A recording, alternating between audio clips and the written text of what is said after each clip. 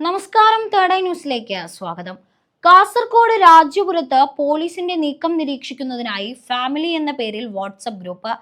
കഴിഞ്ഞ ദിവസം രാജ്യപുരം SI പ്രദീപ് കുമാറിന്റെ നേതൃത്വത്തിൽ കോളിച്ചാലിൽ വലിയ അളവിൽ മദ്യം കൈവശം വെച്ചയാളെ അറസ്റ്റ് ചെയ്തപ്പോഴാണ് ഗ്രൂപ്പിനെ കുറിച്ചുള്ള വിവരം പുറത്തുവന്നത്.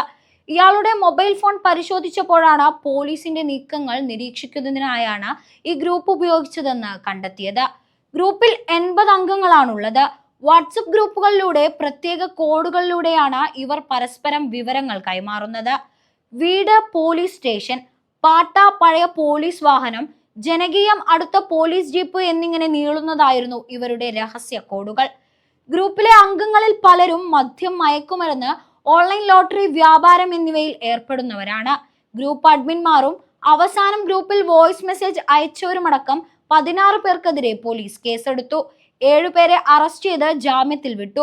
സംഭവത്തിൽ കൂടുതൽ പേർക്ക് പങ്കുള്ളതായാണ് വിവരം. കൂടുതൽ അന്വേഷണം നടത്തി ബന്ധമുള്ളവർക്കെതിരെ കേസെടുക്കും. പോലീസ് നീക്കങ്ങൾക്ക് പുറമെ എക്സൈസ്, റവന്യൂ, നികുതി വകുപ്പുകളിലെ ഉദ്യോഗസ്ഥർ തുടങ്ങി മറ്റു പരിശോധനാ സംഘങ്ങളുടെ എല്ലാം നീക്കം രഹസ്യ കോഡുകളിലൂടെ ഗ്രൂപ്പിലെത്തും. ഇതുവരെ കിട്ടിയ വിവരങ്ങൾ പ്രകാരം ഈ ഗ്രൂപ്പിന് പുറമെ ജില്ലയിൽ ഇത്തരത്തിലുള്ള ഗ്രൂപ്പുകൾ വേറെയും പ്രവർത്തിക്കുന്നതായാണ് സൂചന.